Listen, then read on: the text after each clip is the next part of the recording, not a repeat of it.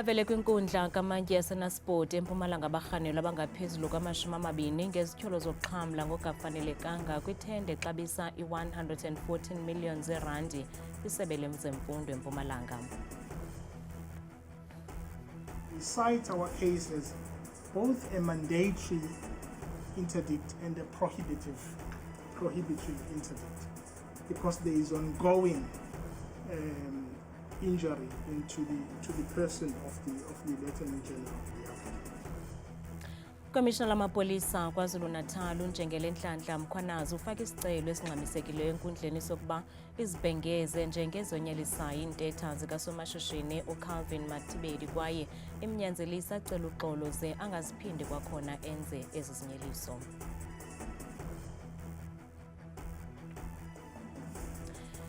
Kufunyenwe utata kunye neentombi zakhe ezimbini neziphakathi kweminyaka 4 ne-6 beswelekile kwikhaya labo eTongat KwaZulu-Natal.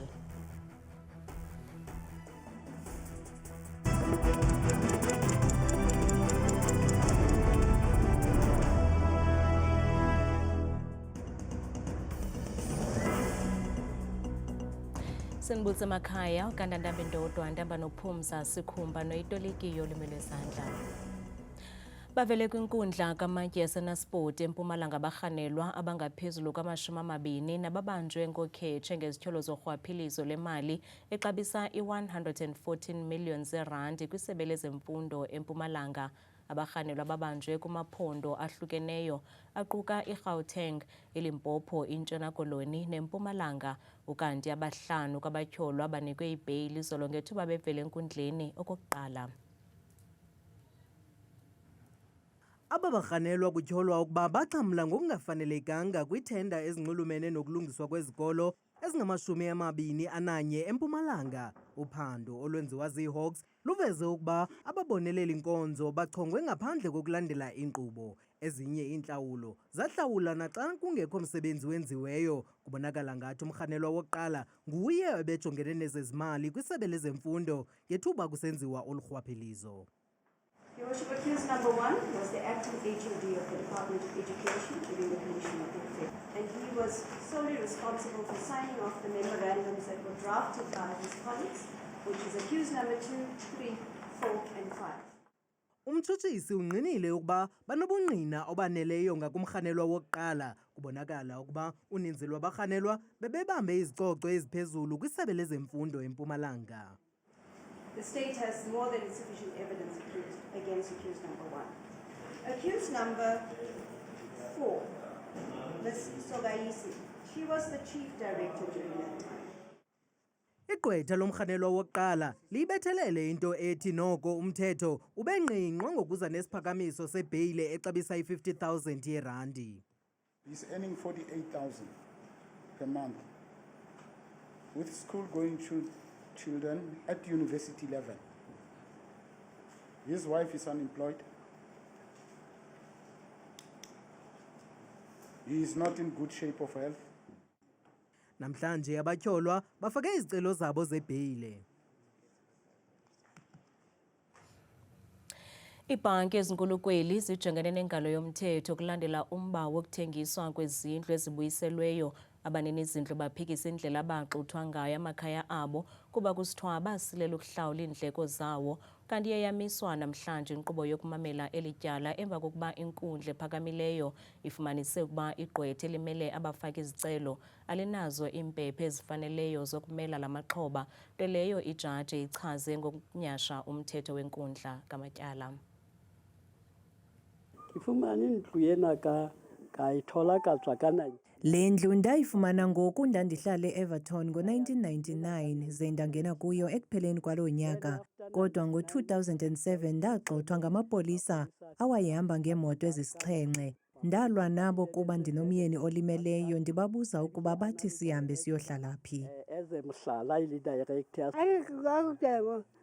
Ukubuyela kwethu ekhaya safumanisa ukuba bazikhuphile endlini iimpahla zethu, izinto zethu zazilahlwe phandle ukwebhola ekhatywayo, ezinye izinto zebiwe. Andazi ukuba ndenze ntoni, ndancedwa ngabantu basekuhlaleni. Bandibopha izandla bathi ndibanjiwe. Abo ngamaxhoba atyhola iibhanki ezinkulu zeli ngokubahluthela amakhaya awo ngethuba betsala nzima ukuwahlawula. La maxhoba athi ebenethemba lokuba namhlanje eza kuba linyathelo lokuqala kwiinzame zokubabuyisela amakhaya abo. Ijaji echophe lo mba iye yathatha isigqibo sokuba urhoxiswe kulandela ungazilungiseleli ngokupheleleyo kwegqwetha elibambeleyo. Obviously, I realise it's a problem not to have a Fidelity Fund certificate. We did have a Fidelity certificate up to the end of January because we've had an extension, because we've been working with the LPC since September last year to try and confirm our Fidelity Fund status.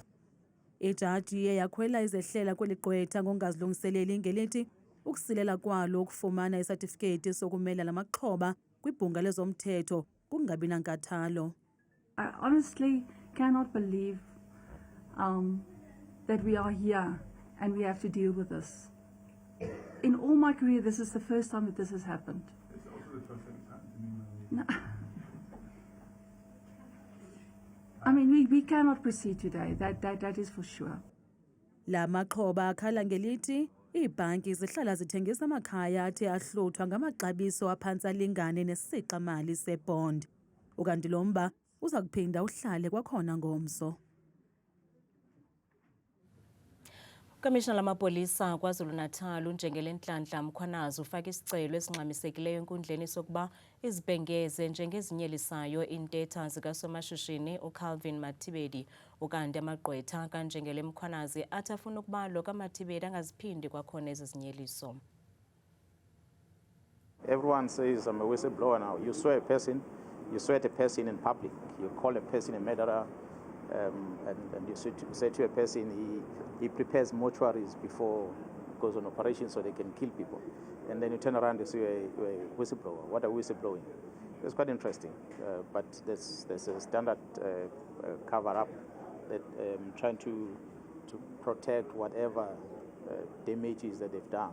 It's unfortunate, but well, I guess we live in this country where people break the law, and then we have to come to court to get protection, and trusting that the court will do what is right. Kufunyenwe utata kunye neentombi zakhe ezimbini neziphakathi kweminyaka 4 nemithandathu beswelekile kwikhaya labo eThongathi KwaZulu-Natal. Kusixelela banzi ngoku siqhagamshelana nentatheli yethu uPhila Mthembu eza kusichazela banzi ngokwenzekileyo kweli khaya. Phila, ungakusichazela ngesiseleku sothuse uluntu lwaseThongathi? Lisa ke ngikubingelele ngibambe ngazo zombini njengamanje ngicela nje ukuthi ngikutshengise ukuthi kwenzakalani emva kwami. Lisa manje ngikutshengisa nje la esikhona njengamanje la uThongathi mawubheka lapha ya uzobona ikhaya lapho ekwenzeke khona isigameko esikwaziyo ke ukuthi kulowa muzi lowa bekutholakale imizimba yabantu abathathu kuzoba ubaba oneminyaka engu-37 ubudala kuba amadodakazi akhe amabili eneminyaka engu-4 no-6 years ubudala. Engakutshela kona ukuthi futhi namalungu omphakathi nje ashaqeke kakhulu njengamanje amaphoyisa aseqedile ukwenza umsebenzi wawo.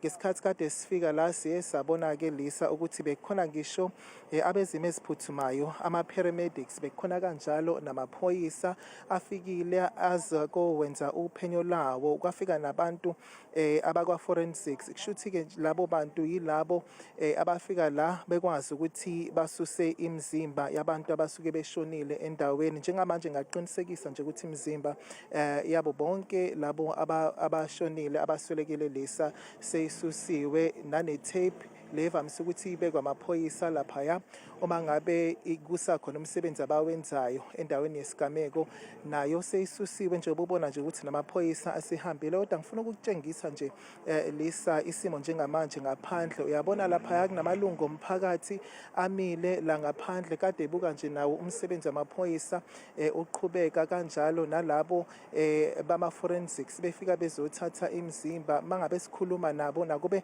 besaba ukuthi bekhulume nathi kwicamera Lisa baye basitshela batshela nje ukuthi bathuke kakhulu kunanamalungu omndeni alomndeni othintekile la nabo kade bekhala nje kakhulu impela kunanomama futhi wabantwana okuyibona abantwana abadlule emhlabeni okade ekhala kakhulu omakhelwane ke kade bebusy ke bezama ukuthi bemeseke bezama ukuthi bemduduze nje bakwenzeke lesi sigameko kodwa ngicela ukuthi ke silalele nje ke nisiphe indlebe Lisa ukuze sizwe ukuthi omunye wabelisa esesakhuluma nabo kuyibona abeze la kade bengabokuqala bafikile endaweni yesigameko abaphuma kwinkampani yonogada ama security ukuthi usibekele kanjani esithombeni ngesikhathi esichazela ngokwenzekile.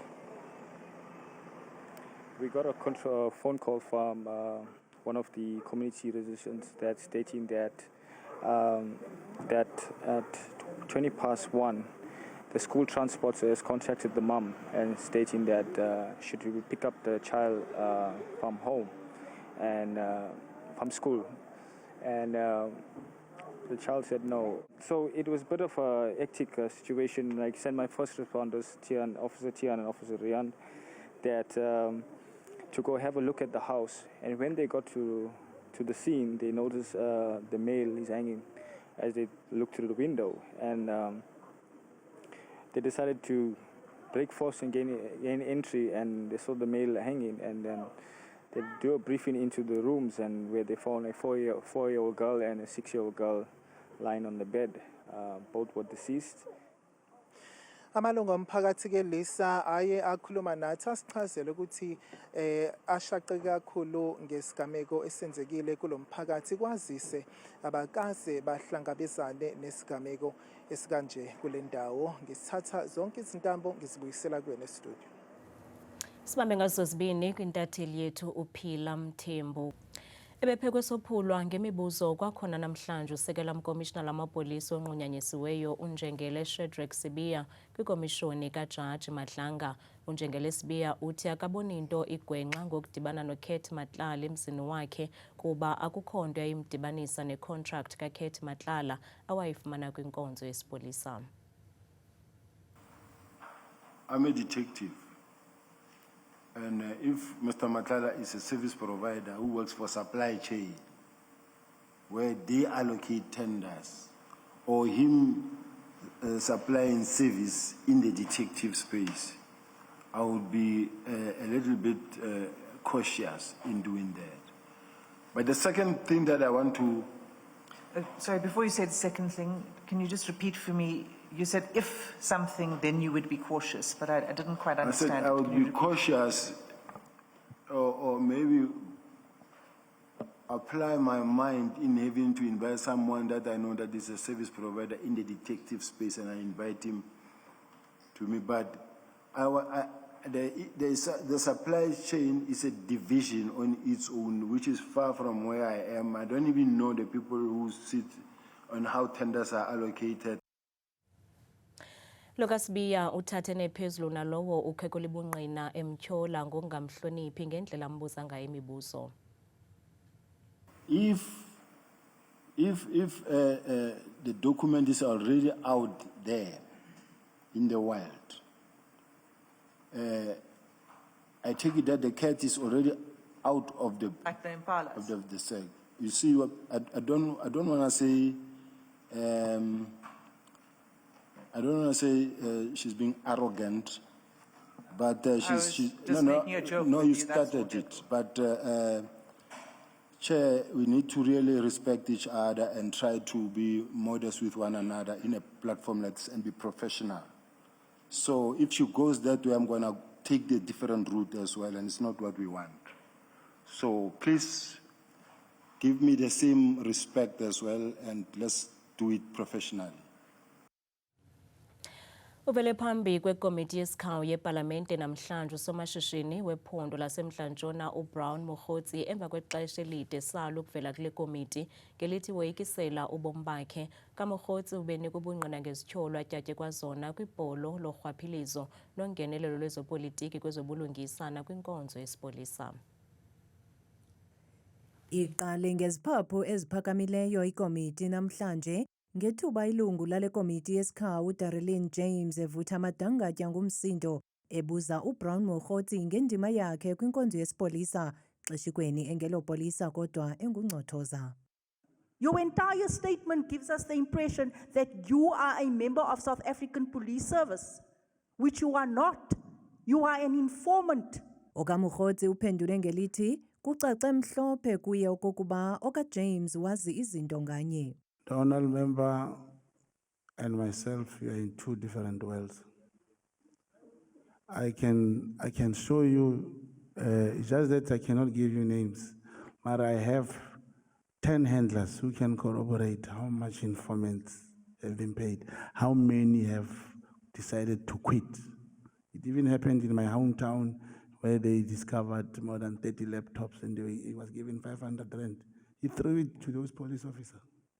Ukwacacisele ikomiti ngobudlelwane bakhe noVusumuzi Kate Matlala kwanamatyatha ngentsebenziswano phakathi kwabo nakubeni ebethe wayemphanda ngemiba angafunanga kuyidandalazisa kwikomiti. When he told me that he has this particular guy in the iPad, whom if there is a case that needs to be investigated, he is able to investigate to the latter.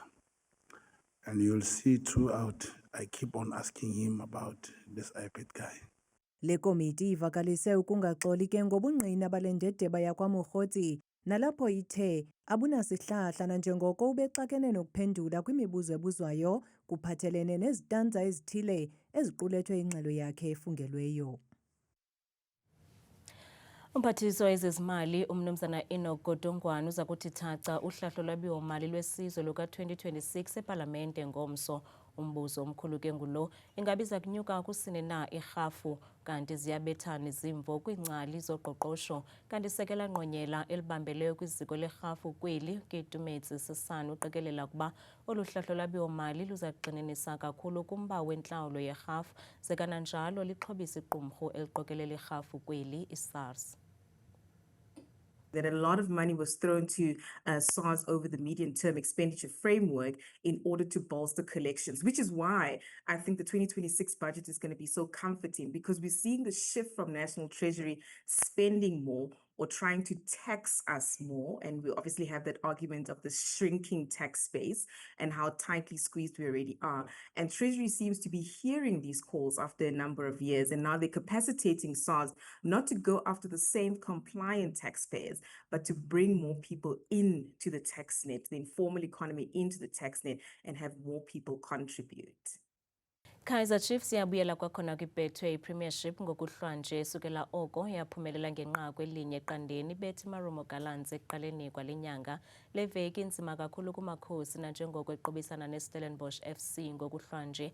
iStel siso esibethe iKaizer Chiefs ayikhuphela ngaphandle kwindebe yeNedbank kwiveki ezimbini ezidlulileyo kanti iChiefs kwajongene nomdlalo omkhulu wedabi laseSoweto kule mpelaveki kanti ke lo mdlalo wanamhlanje uyaqala ngecala emva kwentsimbi yesixhenxe ngokuhlwanje kwibala lase-FNB.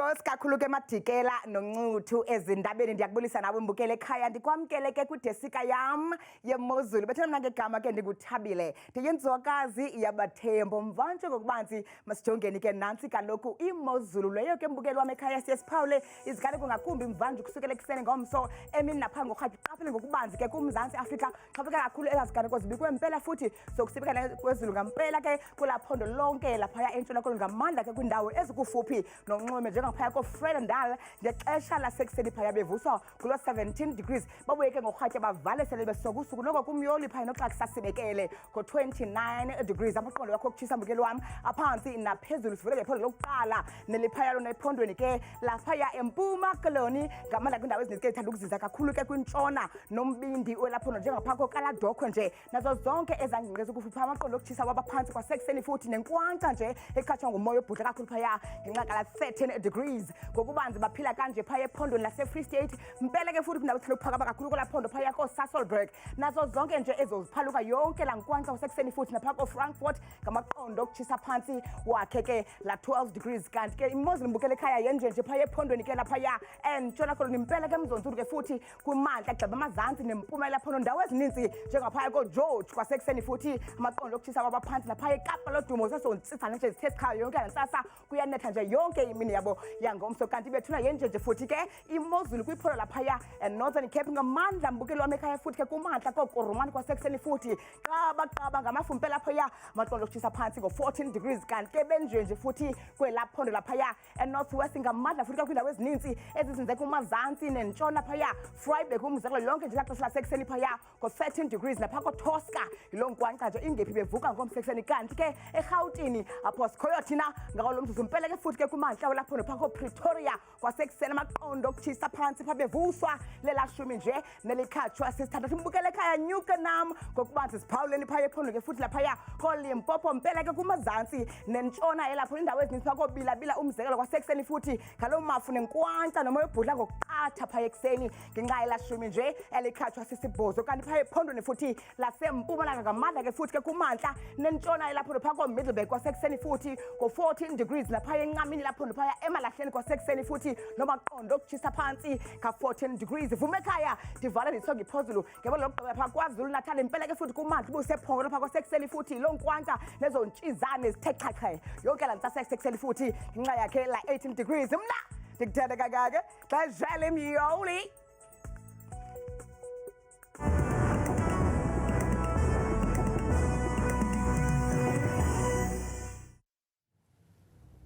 kamnandi mawethu.